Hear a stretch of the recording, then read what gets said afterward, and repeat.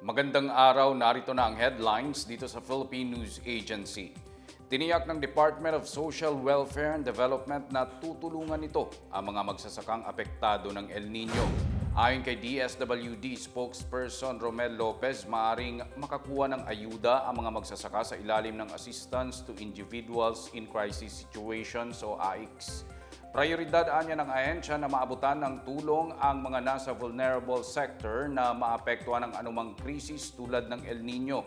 Nauna nang iniulat ng Department of Agriculture na mahigit 2,000 magsasaka sa Western Visayas at Zamboanga Peninsula ang nasiraan ng pananim sanhi ng tagtuyot. Bago matapos ang 2023 ay nakumpleto na ng DSWD ang pagpapagawa ng maliliit na farm reservoir sa ilang piling lugar na pinakaapektado ng tagtuyot tulad ng Ifugao sa Luzon, Antique sa Visayas at Davao de Oro sa Mindanao sa ilalim ng Project Lawa o Local Adaptation to Water Access nito.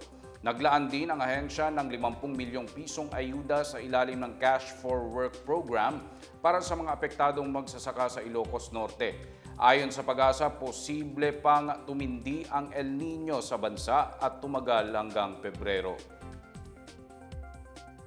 Tanging mga unconsolidated public utility vehicles lamang na rehistrado sa Land Transportation Office ang papayagang mamasada hanggang Abril at 30. Paliwanag ni Land Transportation Franchising and Regulatory Board Chairperson Teofilo Guadis III, batay ito sa Memorandum Circular 2024-001.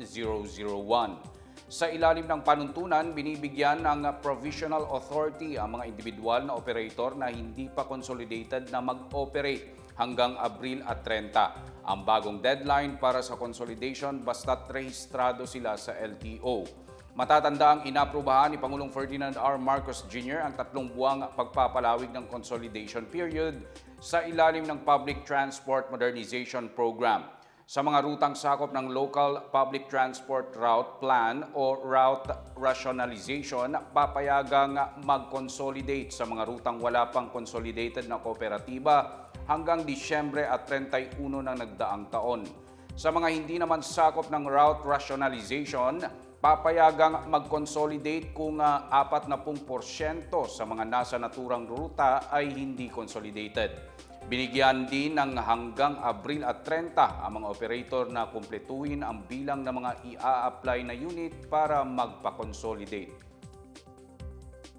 Handa ang Department of National Defense na makipagtulungan sa Sweden sa larangan ng technology transfer at pagsasagawa ng research and development. Isa ito sa mga tinalakay sa pagitan ni Swedish State Secretary for Foreign Affairs Jan Kudson at DND Senior Undersecretary Irineo Espino noong nakaraang linggo ayon kay DND spokesperson Arsenio Andolong.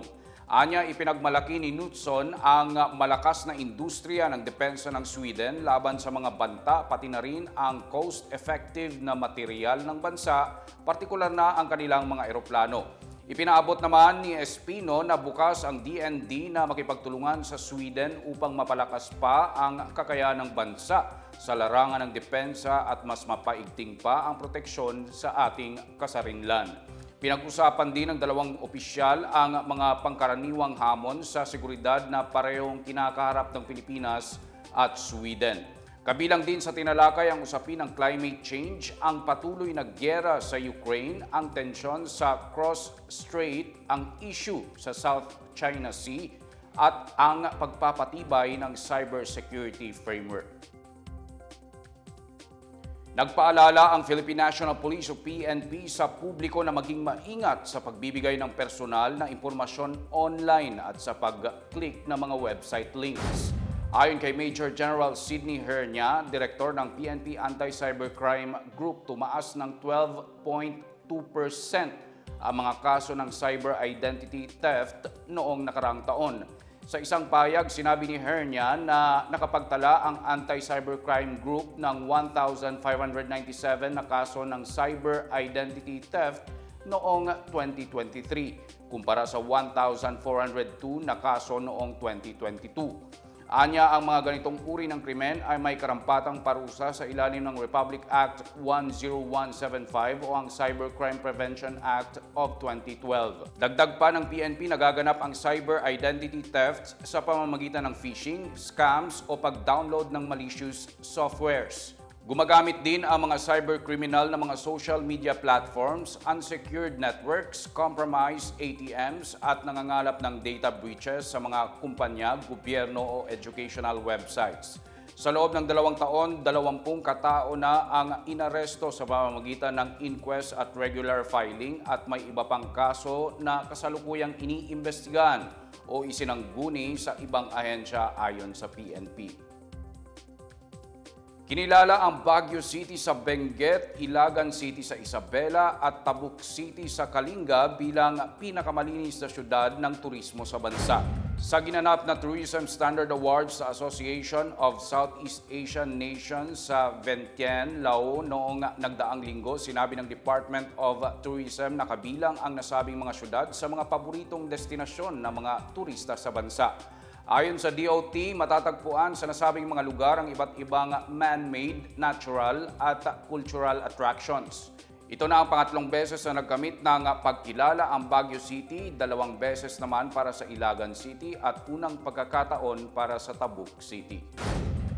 At yan ang pinakabago at pinakamalagang balita sa mga oras na ito, hatid sa inyo ng PNA Headlines. Para sa iba pa mga balita at impormasyon, bisitahin lamang ang aming webpage pna.gov.ph o ang aming Facebook at X account na dating Twitter na Philippine News Agency.